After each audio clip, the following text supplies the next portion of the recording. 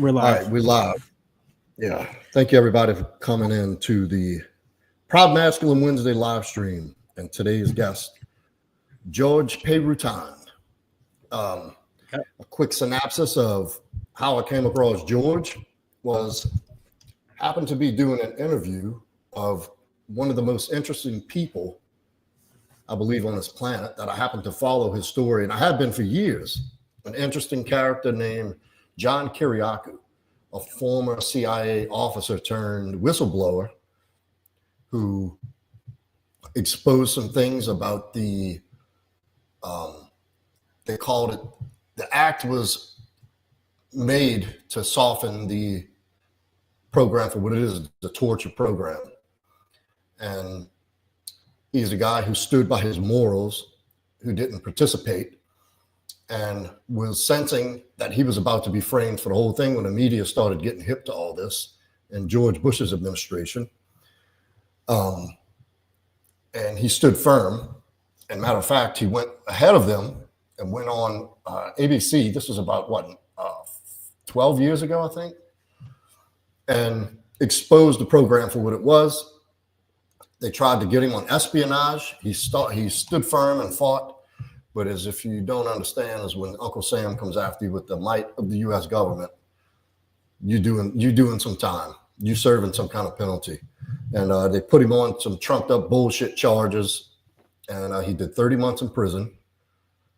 And now he's out, he's free, and he's told his story. And what I found so interesting is I usually see him on these getting interviewed by Fox News, worldwide news, these huge channels. And then one night I came across George interviewing him, and it was a great interview. Like, I was captivated. And I left a comment in George's comment saying, great interview. He got in touch with me over somebody on social media, on Instagram, and it just kind of took off from there. And we had a conversation for about 2 hours. It's the first time ever talking to this young man.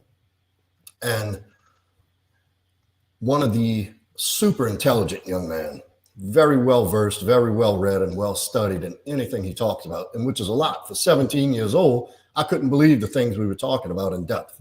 And so not just the vibe, I get like an old soul. And it sounds like somebody, and he seems to me, and I'm pretty accurate, that I can smell talent a long ways away.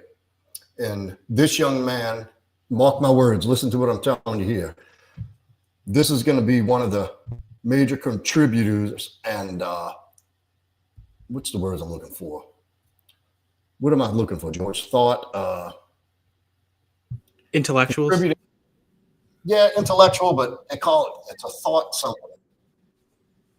Anyway, in this space, you were going to see him in the future contributing in a major way. And one day his channel is just going to explode, and you're going to see a lot more of him.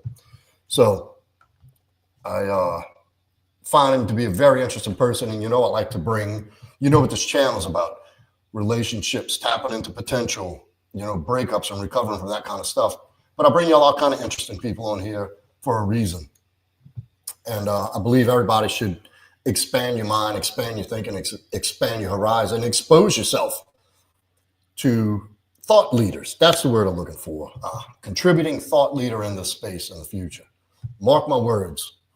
So he honored us by giving us an interview tonight. So I know y'all going to enjoy it. But from right there, I'm going to turn it over to George Peyrouton. And what's up, George? Thanks for coming on tonight, man. Hey, it's good to be here. So first of all, I appreciate all of the kind words, and I appreciate all the compliments. It does mean a lot to me. And I'm grateful that we got to do this. You're really honoring me by allowing me to be here. I like going on other people's shows. But when we're talking about John, because this was pretty cool, because you left me a comment, and I almost never read comments. But when I read yours, I'm like, oh, this is a decent channel. I checked it out, and I followed up because I saw your Instagram. Thankfully, you have it in your bio, and I messaged you, and we just went from there. Now, one thing I do want to say that I found really interesting about John was when you're talking about like trumped up charges and what he had to go through. Yeah. I couldn't believe what I was hearing because of course I listened to his story beforehand. He's been on countless shows. He tries to go on everything, by the way. So he's a very, very kind guy. I really like talking to him. Very intelligent. And some of the things he was talking to me about was John Brennan, right? The former director of the CIA. Yeah, yeah. And about how when John was going through these charges that he was going through after basically going on ABC and saying the CIA is torturing people, what was crazy about it was they couldn't find charges. The Department of Justice originally could not find charges on him. What actually ended up happening was that the then director of the CIA, John Brennan, went out of his way through channels, I guess, that he has, to go to the Department of Justice, to go to the FBI, and to say, I want you to make him defend himself. Right. And on top of that, through other channels, I'm not sure how, but the IRS began to audit him at the same time. And we spoke about that and how the IRS is like the easiest way to get somebody. When people try to attack you, it's always through taxes, through the IRS, because that's the easiest thing to prove. Right. It's just all you have to prove is that you had an amount of income or money that you didn't pay. It doesn't even matter if it's legal, by the way. On the IRS website, it does say that you can report illegal income, and they don't care. They do not care as long as you report your amount of money. So going from there, I 100% agree. And I think the act that he got arrested under, I saw a recent one of his interviews, which he did with one of my friends, Julian Dory. On it, he spoke about how the charge he ended up getting convicted on was a law that was only ever used to arrest and convict somebody once, and that person was a spy from, I think, it was like some small country. I forget where. But the only other person to ever get arrested and convicted under it was an actual spy, and it was one person. So that does say something about, our justice system and about U.S. intelligence for sure. And just to finish it off, I remember when I spoke to him about the CIA and I asked him a very direct question: who controls the CIA? On paper, it's the president. And his answer was nobody. Nobody controls the CIA. It's not the public. Sometimes it's the president. Sometimes it's Congress. Sometimes it's people within the CIA. But nobody really controls the CIA. And that's another interesting part of his story.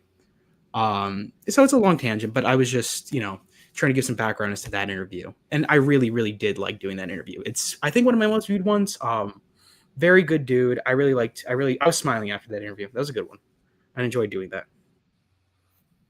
I'll bet you did. He's one of the true patriots. This guy doesn't play around with his values, and that's admirable from anybody in today's society, to just not compromise. Because he easily could have rolled, he could have done something, he could have went into a different direction. But who was in a long time. I don't think he's any less pleading out. Because what the federal government will do is just stack charges on you. They'll just, actually, that's what they did. They just broke the man down. So he had nothing left, withheld his pension. You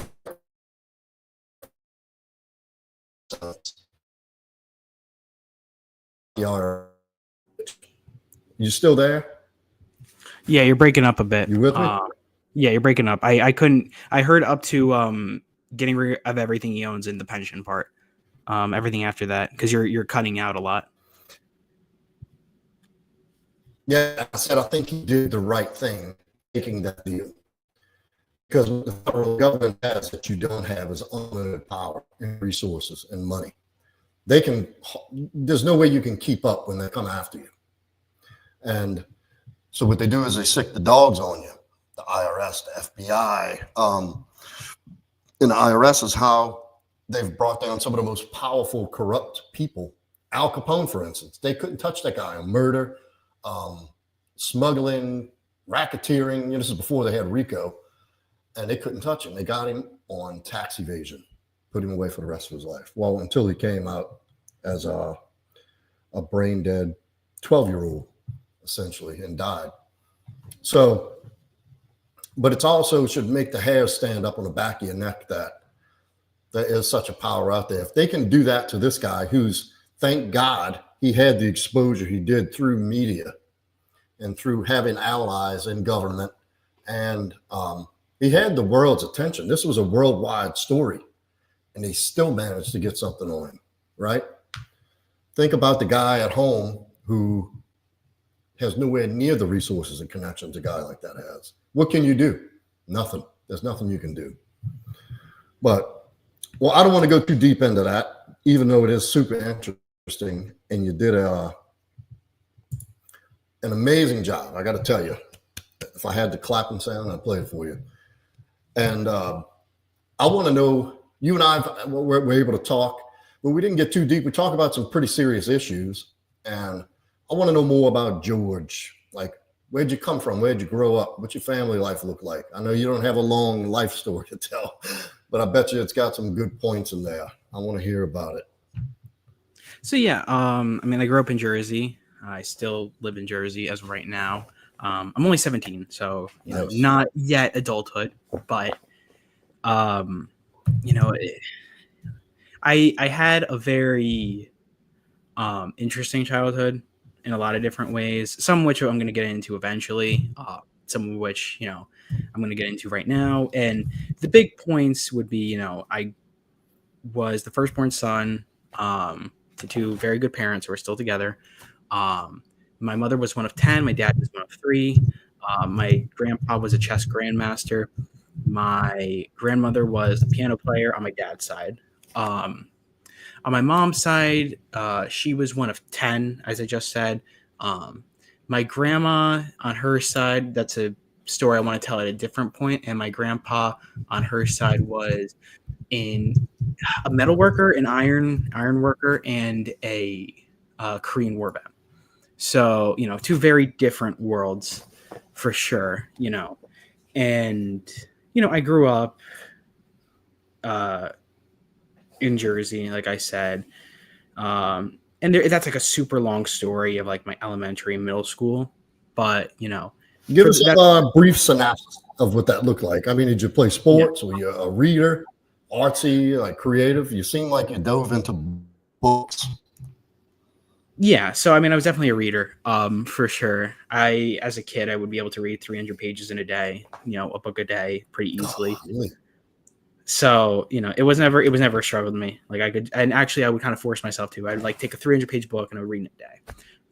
That was definitely part of it. In my much younger years, I would play like soccer. I bounced around between a lot of things. I definitely did karate and martial arts multiple times. Nice. I played piano with my grandma, but that wasn't like ever an official activity. I'm just thinking what else. I did this thing called Choose to Be Nice Club. I did volunteer work quite a few times. I can see that. Yeah.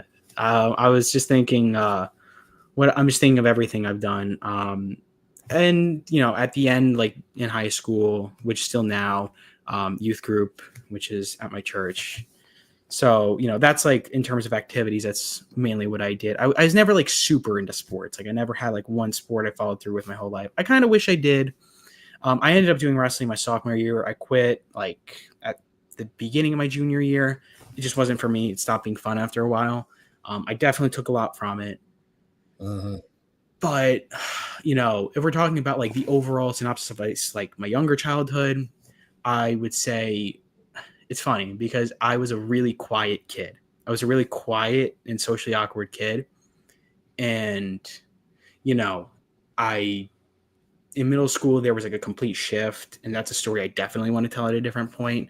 And then in high school, I was kind of similar, but then I kind of grew up a bit, right? But that's the synopsis. Again, there's so many stories and so many details I do want to get into eventually. Some of it's just not the right time, if that makes sense. No, that's fine. That's exactly what I wanted to hear. And it's some things I already suspected. You're super intelligent. So I know you had to have information interest. You seem like one of those curious people that seeks information ruthlessly. And so you said you were quiet. What led you to being on YouTube, starting a channel on YouTube and having these amazing interviews? Well, yeah. So, I mean, like when it comes to being a quiet kid and then being somebody who doesn't really, who can go in front of a crowd of people and not really care. that came from a point where that specific part I do want to get, that's like a big part that I do want to get into at a different point. But when it comes to like starting a YouTube channel, that's something that I've said before, which is what was I gonna say? It was when my grandpa and my rescue dog died in the same week. Because my grandpa, this was another big part of my childhood where, my younger years, I spent a lot of time with my grandpa. He was a chess grandmaster. I'd always play chess with him. And I loved to watch Tom and Jerry with him. I loved watching Tom and Jerry with him. It was just super fun. But he suffered from Parkinson's. So he suffered from Parkinson's. I don't know if he suffered from anything else. Parkinson's was the main one. And he never got knee surgery. So, and if you know this, I don't know if you know this, but when people become bedbound, their health declines dramatically, right? I actually did an interview with the head of the genetics department at Stanford, and he even mentioned that like one of the best things you can do for yourself is develop really strong muscles and weightlift. Most people think it's cardio, and cardio is definitely part of that, but it's weightlifting. And the reason weightlifting is so good for you is because if you have a strong body and you're not bedbound, you can live for way longer. Once you become bedbound, your health drops dramatically. And I have personal experience with that with my grandpa. So, after years and years and years, I watch him basically slowly degrade in his health until he unfortunately passed away at around 83. My rescue dog, who I only had for 2 years, suffered from liver issues because we found her underneath a bus in Texas. She suffered from seizures for years. And then all of a sudden, she went into this state where her liver levels, I don't know the terminology, but her enzyme levels were like 3,000, and the normal healthy dog would be like 150. So, and also she went into kidney failure at the same time, and it all fell apart and she passed away, and within the same week. Right. So then eventually I got to the question of reasonably, what do I want to do with myself? Right. Because freshman year, I'm like super duper heavy, and, I kind of have no guidance. And then, this happens, and I'm kind of left like, where, like, do you go? And so I decided, why not start a podcast? And I'm like, because I felt like that would have been good for me. And it's a major why not, right? A lot of what motivates me is oftentimes why not, rather than why. Like, why should I do this? The why is always going to be because I want to, because I think it's interesting, because I think it's fun, because I think it's cool, because I think it's creative, because I think it helps people. I can name all the whys, but more often than not, I can't think of a truly great why not. So, I think more people, I think people need to stop asking themselves why not. Why I shouldn't, why we shouldn't. And I just started it. And when I emailed my first guest, right, this was a really cool story, and I still remember it. So I actually still have the email too. It's one of my first emails that I sent. I emailed this guy, Improvement Pill. He's like 3 million subscribers on YouTube, 2 million, 2.5 million at the same time. And I email him, and I didn't expect him to respond to me. Like, I did not expect him to respond to me. I email him, and I'm like, he's probably not going to respond. I'm going to reach out to more people. None of those other people responded to me. This guy responded within 12 minutes. And I didn't actually see the email. Improvement Pill. Improvement Pill is the guy's name on YouTube. He has like millions of subscribers, which I was so shocked that he did it. But anyways, going from there, I'm like, wow, this really works. Like, I really can reach out to these people. These people aren't as busy as I thought they were. And, then there was a point where I didn't know if I wanted to continue, but that's the synopsis of how I started the podcast. Super interesting, and a very wise take from such a young man. Why not? That's a great attitude, a great shift in perspective. And I think you're absolutely right. A lot of people living their lives today would benefit hugely from just asking, why not? Like, what's the reason why I shouldn't or can't do this? Because that's a great question. That's a great place to start from.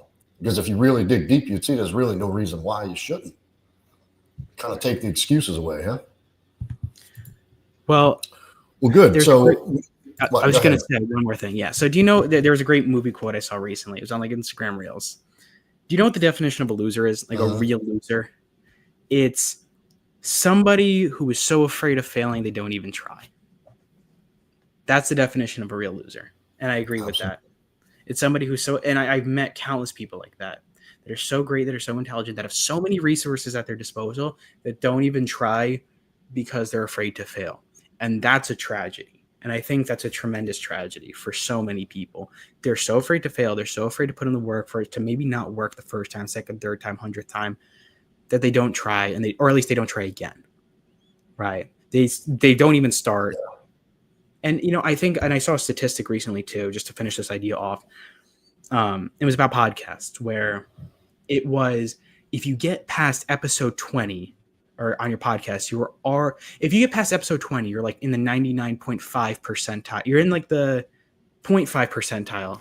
I struggle with the terms, but you're in the 0.5% of, I could send you the post of people that, of podcasters, of all the podcasters, because most people don't make it past episode 20 because most people don't want to continue trying. And that's sad, right? That the market is that. Yeah. I didn't know that. Yeah, I'll send you the post too. But it's really fascinating because it's all about how consistency affects people in statistics, and only 0.5% of people that run podcasts or podcasts in general go past episode 20, that's really sad. But it does tell you a lot about people, that so many people start, but very few people finish, because very few people are willing to continue. Well, I can contribute to that idea, and from experience too, from real life experience with me. I started this brand in 2019, and through starting this, look, I was fired up. I had done the same thing. Why shouldn't I? I have so much to offer. And how selfish would it be of me to keep this information from other people that could really help other men, impart a serious change in their lives, that for the better, for a better quality of life. And starting, I got so caught up in that negative voice, that demon inside of me. I call it the demon, telling me, I start looking around and seeing all these other people on YouTube, and what imposter syndrome is. And that's what I started dealing with, imposter syndrome. Like, what can I really have to offer?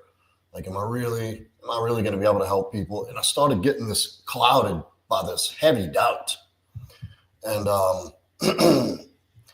so it took a few tries for me to really apply myself, only and that's the same thing, a fear of failure, or a fear of, almost a fear of success. Like, say I do well, am I going to be able to maintain that? Am I going to do a good job? And what that essentially is just absolutely self-centered, self-absorbed behavior, making it all about me. And I think the great thing about you coming on here is inspiring. You inspired a grown man, inspiring people your age to put themselves out there, to take a shot and see that they absolutely do have something to offer. And that's a very wise take from somebody so young. But I had no idea, if you did 20 episodes, that you were in the top 99.5 percentile. I had no idea about that. That's crazy. I'm actually going to find it as we speak, because so it's 90%. Actually, the statistic is even crazy because it's on Reddit. Reddit post sourced it from somewhere else, but 90%. I'm gonna see if I can show it on my phone. It's probably hard to see, but 90% of podcasts don't publish more than 3 episodes. 90% don't finish. So we're already in the top 10% if you finish more than 3 episodes. And then of those, of the 200,000 left, right, 90% will quit after 20 episodes. So of the 1.8 million people who already quit podcasting after 3 episodes, only there's another 180,000 gone. So in order to be in the top 20, in order to be in the top 1% of podcasts in the world, you only need to publish 21 episodes of your podcast. Your competition, this is a good quote, your competition is not the 2 million podcasts, it's the 20,000 podcasters who didn't quit, right? So and that's in any industry, right? It's like a bottlenecking where it's not necessarily, when people compete, you're not competing against every single person who ever tried. You're competing against the people that just didn't give up. That's my interpretation of it. Absolutely. And I say this, all the time about that battle and the shame of it is that most people quit. And I have this talk with my son all the time. He's young. He's 21. He's an up and coming great young man. I'm so proud of him. I love him to death. He, what I tell him all the time is, it's usually right before the breakthrough that things get really tough. It turns into a real struggle. But if you can just hold out for that little bit more time, because that's when most people quit. They start lying to themselves and start rationalizing. Oh, this ain't for me. Oh, this isn't going to work. And, here comes the fear and the doubt. And you kind of start buying in to that inner voice that's lying. You start believing the lies. And it's usually right after that moment, right after that 21st episode, that you're about to give up. You don't feel like you're reaching anybody. You're not doing all these terrible things. And it's usually right before that moment that things really open up. And that's when people give up the most. And that's in any endeavor, business, self-improvement, anything. Most businesses fail because the person could not hold on and work through the struggle and give up. It's crazy because I almost became part of that statistic. I almost quit after the second episode, really. And that's the truth. Like, I almost quit after the second episode. So this is super short, but I remember when I went to Julian Dory's Odd Place in Hoboken, I was explaining this to him too, where after my first episode, there was like this huge 5-month, 3-month, something long, super long gap, right, of content. And between posts, between my first and my second episode. And they were both with massive YouTubers. Like the first guy had 2.7 million on, which is unheard of for a lot of people to get on their first episode. I remember kids at school telling me, like, George, how'd you get that guy on? And I'm like, I don't know. I just emailed him, right? And that's the honest truth. I still don't know why he said yes. But I think that's awesome that he said yes. But, regardless, the second episode, I emailed the guy, or not emailed. I messaged the guy on Discord, and it's this YouTube channel, Vilei, Analyzing Evil is the name of his most famous series, and he has a YouTube channel with 600,000 subscribers, and it's famous. Like, people told me about him too. Like, how'd you get this guy? And I know who he is. And after that, I was like, I don't know if I want to keep doing this. I don't know if this is for me. And I actually even remember having this conversation with my teacher. Like, I don't know if, and like, I don't know. Like, some people aren't getting back to me. And I was on the second episode. And now I'm almost at 100. Like, I almost quit. I don't even know why I continued, if I'm being honest, right? Logically, there's more reasons probably why I should have quit. But I didn't. And I benefited way more from it, right? Because I tried. And that's it. That's all I did. I didn't, I wasn't somebody who had millions of dollars and could pay guests. I never pay guests, by the way. I've gotten those offers before and I immediately turn them down. I'm like, I don't pay guests ever. So that's another thing. I don't pay my guests ever. I've never paid a guest. I never will. So, for me, I can speak from firsthand. I almost didn't even try. Right? Like, I almost quit after the second episode, right? Because I felt like, I'm like, well, what's the point? Where is this going to go? And I got into this because I didn't know what it was like to, and I told you about this in my early childhood. I was like very bouncing back and forth between things. I never dedicated myself to something so full like that. So when I did that, to see it through to the end was like something really crazy to me. Like, to see it through to where you can really do it, like, after not accomplishing a lot of things, after not doing some things, if that makes sense, like after not seeing through, dedicating yourself fully to something to the end, it feels strange to try and convince yourself to see it through to the end. All right. And it did take a lot for me to see it through to the end, with podcasting and life, and everything. And I'm glad I did. And it's not even at the end. I mean, I'd argue this is just the beginning, but, with that being said, just trying will get you so much further than any all these people that are giving like all these really complicated hour-long advice videos. The best advice you could ever get is just start. It doesn't matter how bad you are at anything. And I'm not talking about just podcasting. It doesn't matter how bad you are. It doesn't matter how stupid you think you are. It doesn't matter how, I don't care how bad the boundary of entry is. If you just need to start and you just need to continue trying when you don't want to, right? Like, that's how you become good. I'm not even talking about the best, just good, right? The best is just more trying, and it's just more advanced trying. It's just adapting and, trying to learn more advanced, whatever. It's just trying at a different level. But I would argue that all success is just relative to trying at a different level, trying in a different way, just trying, right? That's what I think, at least. No, it makes perfect sense. And there's a saying that if you're not willing to look like the fool, you'll never be able to get to see what it's like to be Yeah. a master. And look, success is not linear. It's not for anybody. What people often see, you're not in the spotlight until you do well. So it seems like all of a sudden these, big time YouTubers, celebrities, successful business guys like this Hormozy guy, all these famous people. It's like, oh, they just came onto the scene. Well, you weren't there. Nobody records, nobody documents the journey. Nobody documents the time they've spent alone, doubting themselves, having this conversation, pushing through the hard times. Nobody's paying attention to you during the struggle. And that's just life. And so I think it's important that you say that so people understand, like, all these people, they didn't just come out of nowhere.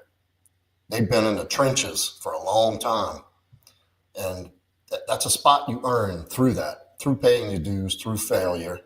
Success is not linear. It doesn't start here and make a straight line up. It's full of ebbs and flows and peaks and valleys. As long as the trend is steady going, let me try to go this way. As long as it's steady trending up, that's success. That's what the ascent looks like to success. It is not a straight line up. I promise you. Absolutely. Agreed. 100%. And most people, when it comes to like success or, their lives or whatever they want to do with themselves, I think so many people are also afraid, but also not used to truly failing and having to stand back up. Right. So many people fall. Like we all know the story of the guy who was in high school and he was really good at football, and that's all he talks about from then on in his life. Why do those people exist? Well, just because, something happened. It's usually the same story of like, oh, well, I would have gone pro, except this happened with my knee, or, and they just give up. Right. And there's plenty of people that just give up, or they try for a little bit and they just give up. Right. Or they never try anything else. Right. And they rest on their laurels. Which is, it's a tragedy. Like, again, and I'll keep on using that word. But another thing you mentioned too was about opinions. When it comes to like looking like a fool and stuff like that, I think so many people, this is a very hard lesson. And this was a very hard pill for me to swallow. It's to understand that people don't think about you, right? Like, people don't think about you. Nobody really cares that much. Yes. Right. I mean, sure. I hope, your son thinks about you. I hope, your wife thinks about you. I hope if your mother's still alive, I hope she thinks about you. If your dad's still alive, I hope he thinks about you. I hope, of course, people like that will think about you. But maybe your best friend will think about you, on occasion as well. But most people don't think about you, even people that are close to you, right? Or at least you think are close to you, don't think about you all that much. And that's a sad lesson as well that people don't really learn. And that's one that trips people up a lot. It's this idea that, but what if this person doesn't like this, or what if this looks bad, or what if this doesn't, and so they never try. Again, like, most people are not thinking about this. Like, most people don't like those people. There's this meme where it's like, oh, me at like 3:00 in the morning thinking about that really embarrassing thing that I did in 6th grade. Chances are nobody remembers that. And even if they do, they would just be like, oh, that's funny. And then they go about the rest of their day. And, we could talk about, there's 2 great books. The Meditations by Marcus Aurelius. Great book. And Great book. Yeah, agreed. And, of course, the Bible. And there's also Thoughts on Art and Life by Leonardo da Vinci, which is never talked about. But in it, Leonardo da Vinci talks about, because it's all very similar ideas, but in Thoughts on Art and Life by Leonardo da Vinci, there's actually a point where, because he talks about everything. It's just his diaries, right? That were, I guess, collected and published. And one of the sections in that diary is, think about the amount of princes and people that tried to make their jewelry and their treasures last forever and ever. And they tried to make themselves be remembered forever for their treasures and how amazing they were. And think about how many of them we don't even know the name of. Like, and so when you get to people that try to be remembered forever, and these people that try to do that do it for others, like in that sense, right? They try to get other people to think about them. Marcus Aurelius's response when it comes to people like that, because so much of the book is about people's opinions and like a lot of these very worldly attempts of power. And this is from the Emperor of Rome. So if there's a guy that knows about power, or money, or sex, or fame, it's him. Beyond anybody else, because he ruled the world basically. So for him to be talking about this, it's trust the source. But he was talking about fame, and he said, listen, even if you were able to be, let's say, okay, so he breaks it down step by step, and he's a very logical thinker, and he goes, so number one, you will die. That's the first part. And people will slowly forget about you. And then let's say people do remember you and they pass your story down. Eventually those people will die. And eventually those people will die. And eventually those people die. Now let's say you're immortal and you can get all those new people to remember you. Okay, so what? And let's say those people will eventually die. Now let's get those people to be immortal and think about you all the time. Then what? It doesn't really make a difference. And both of those books were awesome when it came to like that lesson. And I would highly recommend Meditations and the Bible and that book, Thoughts on Art and Life, as well. Thoughts on Art and Life, not as much, because that's more of that's also a lot about like creativity and painting and why Leonardo da Vinci became a painter above anything else. But all those books are very good. Great recommendations. And here's something I tell guys, that because I get clients I work with that struggle dating and socially, or struggling a little bit, or have been through something pretty catastrophic, where they come to me like broken men that are just lost. And when we talk about the idea of reintroducing themselves into the dating world, and these guys are so worried about rejection, because I tell them to walk up to an attractive woman that you see and start a conversation. Start there. And that cripples these men with anxiety. And one of their biggest concerns are, like out in public, if people see him get shot down by this girl in public. And I say, dude, nobody's paying attention. Nobody's watching you. You think people are in the middle of the day going to stop and say, oh, look at that guy over there trying to get that girl's phone number. Let's everybody stop and watch, and turn your phones on and record so we can capture the moment he gets blown out by this girl. Nobody's paying attention to that. And doing it, and this is something my business mentor introduced to me, that really, and I knew this, but I've known about it, but I hadn't really internalized it. And you talked about the princes who wanted to push themselves out for prestige and power. And I would tell my mentor my fears, my concerns, what if I don't do it? And he's like, Joe, shut the fuck up. I said, who said this is about you? Quit making it about yourself. What does it matter what you think or feel? You're not doing this for yourself. You're doing this to contribute. You're doing this to help people. Get out of your own way. And he said the same thing. He said, you think other people out there, coming onto your channel to make sure you don't do well? He said, nobody's that concerned about you. Get out of yourself. Get out of your own way. Do it because it needs to be done, because you have something to contribute and something to offer. Quit being so self-absorbed. And that was like a light bulb moment. It was an epiphany. So every time I go to get on to do a video, or do a live stream, or I'm doing this 100 push-up challenge, when I don't feel like doing it, I'm not doing it for me. I'm not getting out of bed early and setting an example for me, or doing these push-ups for 100 days for me. It's for the people who need it, and the people who are going to gain from it. It has nothing to do with me. And my opinion is, and I believe this wholeheartedly, if you truly serve God, it's blasphemous to not do what he's calling you to do, to make it so much about yourself that not only are you letting yourself down, you're letting all these people who could learn and improve their quality of life. And I'm denouncing God if I deny that. And because, a lot of people pray, and I've done it before, I'm guilty of this, is praying, having my prayers answered, and then question it. Praying for God's direction and God's will and getting pushed in that direction. Like, I truly believe you and I running each other was divine intervention. And I say that a lot on my channel. The people I meet are no accident. I believe God introduces everybody who they need to meet when they need to meet them, whether they're passing through or they're lifelong friends. Or I believe you meet everybody you're supposed to meet for a reason, because there's something you can learn and something you can contribute. Even if it's in a passing moment where two men passing get to give credit to God for a minute and have that quick conversation about God, which is super powerful.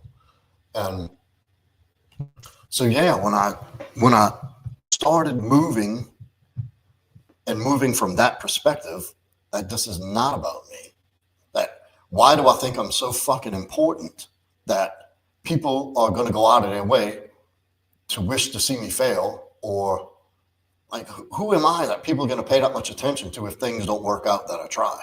Nobody's even going to know. It might be a very few small set of people that I don't even know, that I'll never even meet in real life. Like, nobody's paying attention. Do your thing. Ask God. Do the work. That's my take. Right. Well, most people, I mean, we could even go back to the disciples, right? Because even the disciples questioned Jesus, about anything. Like, they would be like, yeah, but God, well, not God. They would say, well, but Jesus, why are you going to let them take you? Like, why are you going to do this? Like, I'm trying to think of like a good example of it. But the disciples question Jesus, constantly. People question Jesus all the time, right? And what do you do? Peter. Just provide me. What? St. Peter. Wait. Yeah. So, he denied Jesus, most famously, right? So, but I'm just thinking of like a good example of where he like questioned him, but I can't right now. But regardless, Jesus was questioned, and Jesus was even denied by his friends, right? But there's two paths. Uh-huh. So there was guy Cliff Nectley. He did an interview, or no, he didn't even do an interview. He was doing a talk. I'm sure you know who he is, Cliff Nectley. If not, just look him up. He's really cool. Very straightforward explanation of God, and he goes to college campuses and explains Christianity and why people should believe in God and Christianity, and why. And he debates people all the time. But one of the things that he was talking about was that there's two people that are very important to understand. There's two parallels: Judas Iscariot and Peter, right? Or Simon. Uh-huh. So Peter, or actually, let's start with Judas. Judas betrays Jesus, and he denies him, knowing that Jesus was God, knowing that he was God, just for 30 pieces of silver. And then he looks down at the foot of the cross, and he says, like, I would imagine what he's saying is this all worth it? Like, what did I do? Like, what have I done? Like, who wouldn't be ashamed? Like, that's like the worst thing you could possibly do. He betrayed God in the most literal sense. And he throws the silver down, and he goes and hangs himself, right? And, after a while, his carcass rots, and then, but he's dead, right? He kills himself. But then you get Peter. Peter denied Jesus as well, which is also a form of betrayal. And Jesus asked him specifically not to, like, he didn't ask him not to, I'm sorry. He told him that he would. And Jesus was like, not Jesus. Peter said, I would never do that. What are you talking about? You're being silly. And then he did it 3 times as well. 3 times. But what did Peter do? He asked for forgiveness, right? He went back to God. The difference between Judas and Peter is that Judas would have been forgiven, I think, right? And that's what I think the parallel really is that Judas would have been forgiven. Absolutely. And Judas would have been able to go to heaven, but he didn't. Or, I mean, we don't know, but, he didn't ask God for forgiveness because he just turned to shame, and he turned to himself, and he said, well, it's not worth it. I'm going to not go to God. I'm just not going to go back. And Peter actually did go back to God. And that's the parallel, I think. And I think that's when whoever wrote the Bible, I think that's just an interesting, because it's true. Well, most of it's historically based. So I think it's a really fascinating story when you compare the two.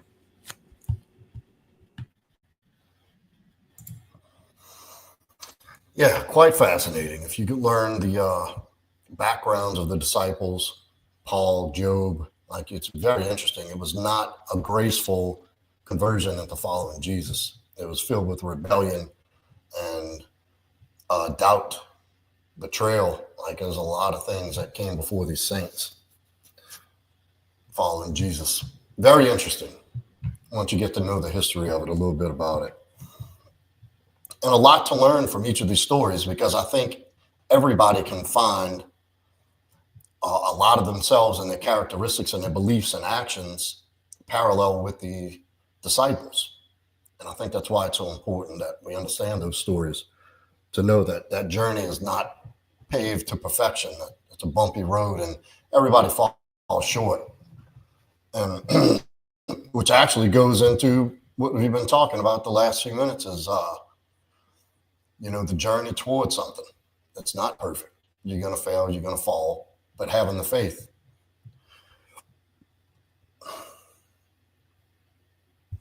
Well, I think let me make a quick announcement here. Guys, hold on real quick. Guys, I know the stream, I know the resolution is blurry. I know it is. You're just going to have to hang in with me. I thought we had the issue resolved, but it's not. But you can still hear and see as well. So just hang in there. Go ahead, George.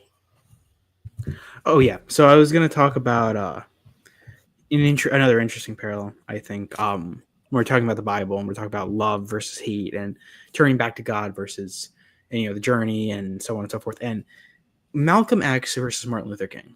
That's an interesting one as well. So if you've ever listened to the audiobook or read the book, I don't know if you have, but it's called The Autobiography of Malcolm X. Now, I've known people that don't like Malcolm X, and it's kind of justified because Malcolm X was effectively, he wasn't a fan of white people. I'll say that, right? To put it lightly. He was racist, right? So in many ways. Yeah. But in his book, he talks about how his entire life he was put down by system, right? And how he was prejudiced and injustice his entire life. Like, his dad was killed by a gang of I think it was white people, and they, put him on a railroad track and he died and they considered it suicide, right? And then another time was house burned down, and then the fire department watched his house burn down, right? And there was a bunch of other stories within the book. But what was his response? To say we need to fight back with force, right? But then you get Martin Luther King, who went through similar situations, and as a reverend, his house was firebombed. He went through segregation directly, and so on and so forth. And he said, no, we need to respond with love, and we need to show that without even doing anything, that we are going to be attacked, right? Without force, without attacking them, we will be attacked. And that's the true injustice, right? We will stand our ground and we will show that we can take it, right? But that we're being attacked. We're not attacking them. Because once you start attacking people back, then it's a war, right? Then it doesn't really matter who started it. Then it's just, but then if it's a one-way thing, then you're a victim. That's different. So I always thought that was an interesting parallel as well. But I think that's why, and that's for me, why I respect Martin Luther King a little bit more, because his response was to say, no, like if I hate these people back, it's not going to do anything. But if I respond back in the complete opposite way and I show that I'm not against them, I want to live in peace. That's what Jesus taught, I think. That's my stance, just related to the Judas Iscariot conversation.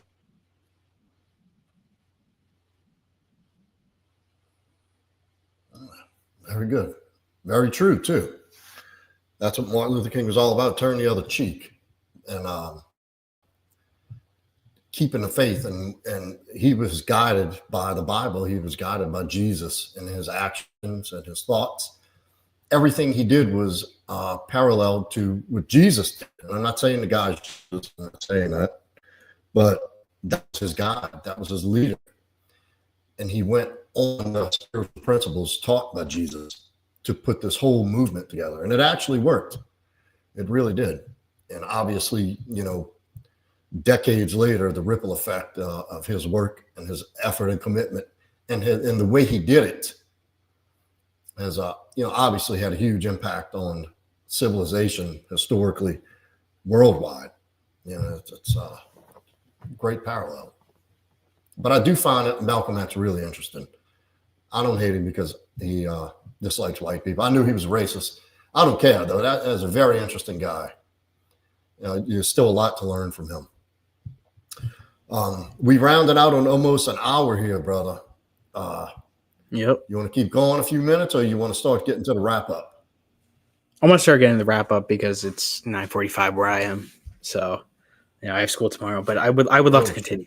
But yeah. Well, But I think we definitely need to have a part 2. We do. But I had fun doing this. This was a good talk. Yeah, it was. Thank you for coming on. Where can people reach you? Where can they follow you? Well, my YouTube channel is just my name, George Peyrouton, or George Peyrouton, which is going to be the title of this video. So if you should look at my name, I'll be on YouTube.